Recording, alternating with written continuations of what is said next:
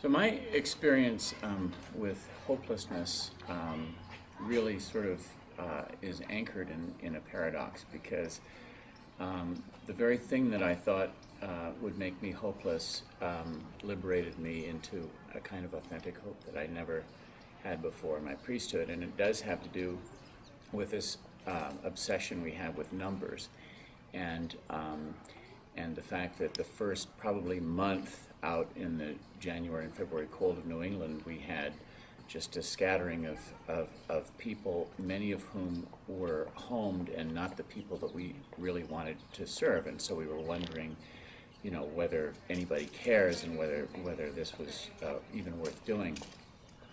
And what I realized as I got to know the people in the community, both home folks and homeless folks, is that they mattered, that they were why I was there.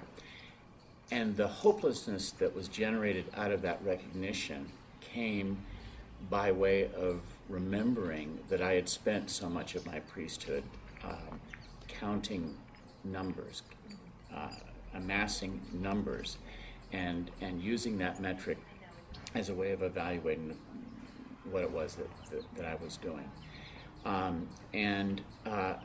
And that gave me a sense of hopelessness about ministry as a function of that metric.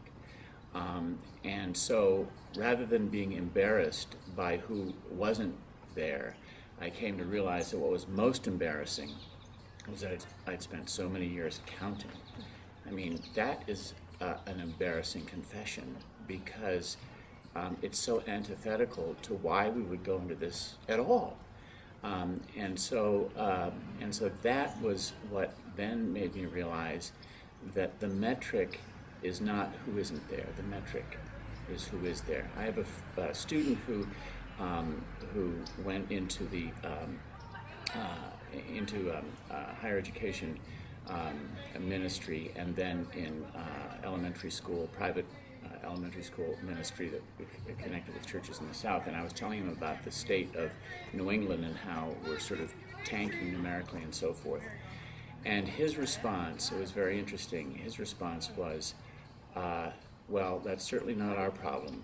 And he described, the hordes of people who would come to church, and then the reception halls bulging afterward and so forth. And he said, that's not our problem. Our problem is it's a mile wide and an inch deep.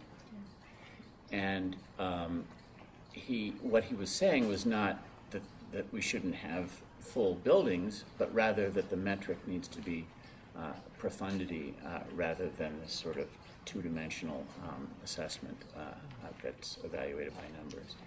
And so that experience has really transformed my sense of what it means to be a priest, what it means to be a minister, and what it means to be a member of the wandering community that I literally read about in the Gospels.